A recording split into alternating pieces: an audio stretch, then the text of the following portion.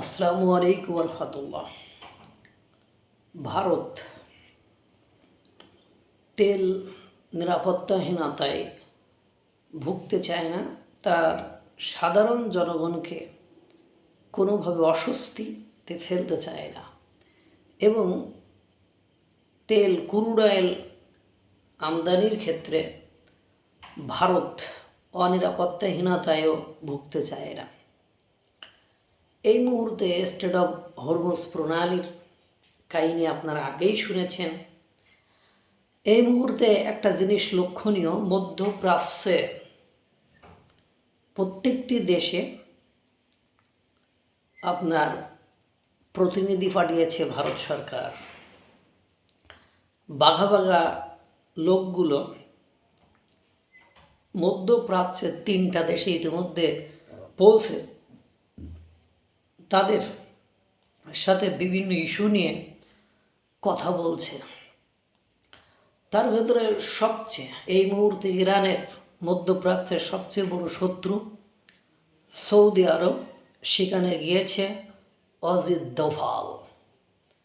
অজিত দোভাল সেখানে যাওয়ার অর্থটা আপনারা বুঝতেই পারছেন, খেলা জমে ক্ষীর হয়ে যাবে।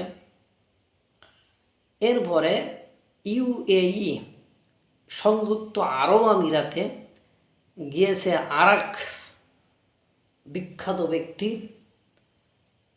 কূটনৈতিক বিষয়ে বর্তমান সময়ে পৃথিবীতে সবচেয়ে আলোচিত ব্যক্তি, পররাষ্ট্রমন্ত্রী, ভারতের পররাষ্ট্রমন্ত্রী এস জয়শঙ্কর। এরপরে পেট্রোলিয়াম যে মন্ত্রী রয়েছে তিনি গিয়েছেন কাতারে। অর্থাৎ মধ্যপ্রাচ্যের 3 ক্ষমতাধর রাষ্ট্রে 3 বীর, ভারতের 3 শক্তিশালী জ্ঞানী ব্যক্তিবর্গ তারা যে হাজির। অর্থাৎ আপনারা জানেন ভারতের 60-70% crude oil, LPG gas, LNG যে গ্যাস, সেগুলো মধ্যপ্রাচ্যের এই সকল দেশগুলো থেকে আসে, বা যাই হোক মোর দ্যান 50%, 50%-এর বেশি এই অঞ্চল থেকে আসে। এখন এই 3টা রাষ্ট্রের সাথে কথা বলে এসে বা তাদের সাথে ডিল করে এসে, কারণ এই মুহূর্তে সৌদি আরবের অনেক বড় অর্থনৈতিক সাপোর্ট দরকার, যেটা সৌদি আরবের যে রাষ্ট্রের সাথে সম্পর্ক পাকিস্তান, তারা নিজেরাই দেউলিয়া। সংযুক্ত আরব আমিরাতের কাছ থেকে ঋণ নিয়ে, IMF-এর কাছ থেকে ঋণ নিয়ে তারা চলছে।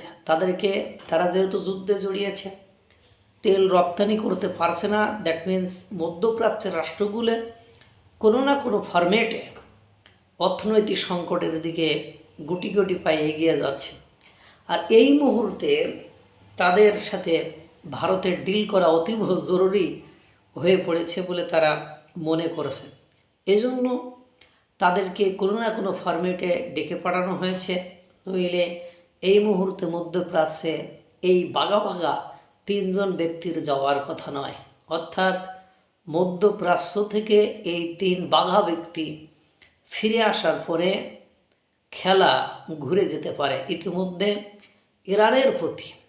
ইরানের প্রতি ভারতের যে পূর্ণাঙ্গ সমর্থন ছিল, সমর্থন না থাকলেও ভারত যে নিরপেক্ষ ভূমিকায় ছিল, সেই নিরপেক্ষতার জায়গাটা ইরান নিজ দায়িত্বে অপকর্ম করে বন্ধ করে দিয়েছে।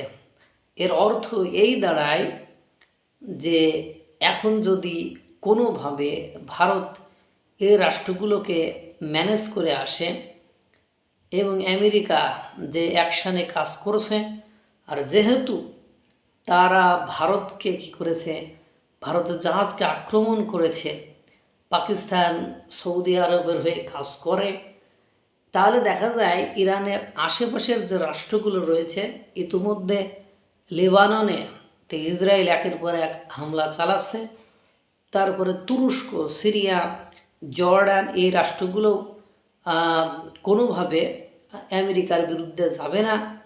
তখন ইরানকে বড় মাশুল দিতে হবে। অবশ্য জ্বালানি নিরাপত্তা কোনো কারণে বিঘ্নিত যাতে না হয়, জ্বালানি নিরাপত্তা কোনো কারণে যদি ক্ষতিগ্রস্ত না হয়, এ কারণেই ভারতের এই 3 বাঘা ব্যক্তি 3 রাষ্ট্রে, মধ্যপ্রাচ্যের 3 রাষ্ট্রে গিয়েছে। তারা নিশ্চিত এমন কিছু ডিল করে আসবে যার কারণে ভারত তার জ্বালানি নিরাপত্তার ক্ষেত্রে সেই জায়গাটি ধরে রাখতে পারবে।